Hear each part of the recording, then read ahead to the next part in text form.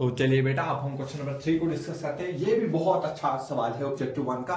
इसमें जो है हमें क्या कह रहा है, हमारे पास दो वेक्टर है ए और बी, और ए ने जो है एंगल बनाया है रिजल्टेंट के साथ अल्फा, और बी के साथ जो रिजल्टेंट ने एंगल बनाया है वो है हमारे पास बीटा। क्या इतना क्लियर है? हाँ सर। तो हमारे पास चार ऑप्शन है और हमें इनमें देखना है कौन सा सही है, क्योंकि ऑब्जेक्टिव 1 में सिर्फ एक ही ऑप्शन सही होता है। क्या इतना क्लियर है? हाँ सर। तो ये बहुत इंपॉर्टेंट सवाल है, इस पे भी सवाल पूछा जा सकता है एग्जाम में। तो आपको क्या चीज याद रखनी है, मैं आपको कंसेप्ट बताता हूं।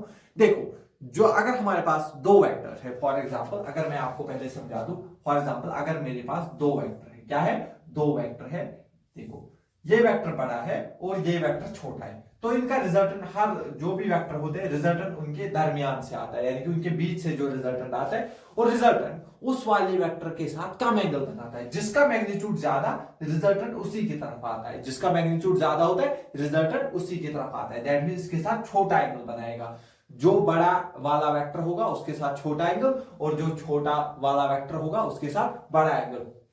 दैट मींस शॉर्ट में अगर मैं आपको एक पॉइंट बोल दूं, शॉर्ट में क्या आपको याद रखना है? शॉर्ट में आपको याद रखना है जिसका जिसका जिसका मैग्नीट्यूड ज्यादा, जिसका मैग्नीट्यूड ज्यादा, क्या याद रखना है? जिसका मैग्नीट्यूड ज्यादा उसका एंगल छोटा, उसका एंगल छोटा। बस ये याद रखना है, जिसका मैग्नीट्यूड ज्यादा उसका एंगल छोटा। तो हमें क्या बोला है? हमारे पास ये ए वेक्टर, ऐसे फॉर एग्जांपल हमें जूम करेंगे, ये हमारे पास बी वेक्टर है, तो इनका रिजल्टेंट इसके दरमियान से आएगा। कह रहा है जो है रिजल्टेंट ने ए वेक्टर के साथ अल्फा एंगल बनाया है और बी वेक्टर के साथ बीटा एंगल बनाया है। तो पहला ऑप्शन कह रहा है अल्फा बीटा से छोटा होगा।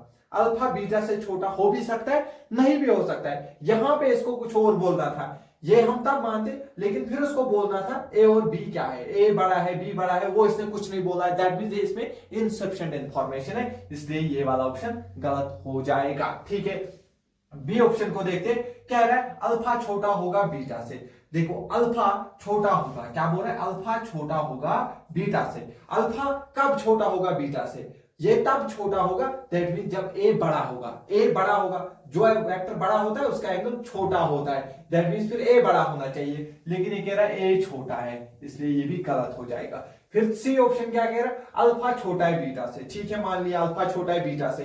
अगर अल्फा छोटा है बीटा से, दैट मींस ए बड़ा होना पड़ेगा, और इसने बोला ए बड़ा है, ये ऑप्शन सही हो जाएगा। डी ऑप्शन को भी एक बार चेक करते हैं, कह रहा है अल्फा छोटा है बीटा से। ठीक है, लेकिन ए और बी बराबर है। याद रखना, जब दो vector, that means A and B equal vector है, जब दो वेक्टर का मैग्नीट्यूड सेम होता है, रिजल्टेंट बीचों बीच होगा। अगर ऐसा होता फिर मेरे पास अल्फा इक्वल टू बीटा होना चाहिए। ये चीज आपने इस क्वेश्चन से सीखा। ठीक है, ये ऑप्शन सही है, ये ऑप्शन भी गलत हो जाएगा। अगर उसने कहा ए वेक्टर बराबर बी वेक्टर, फिर अल्फा इक्वल टू बीटा होना चाहिए। ऐसा क्वेश्चन मॉडिफाई होके या तो आपके टेस्ट में आ सकता है, या फ्यूचर जेईई मेंस में, या नीट में आ सकता है। तो इस सवाल को ध्यान से देखिएगा। ठीक है, तो ये हो गया। फिर मिलते हैं क्वेश्चन नंबर 4 में।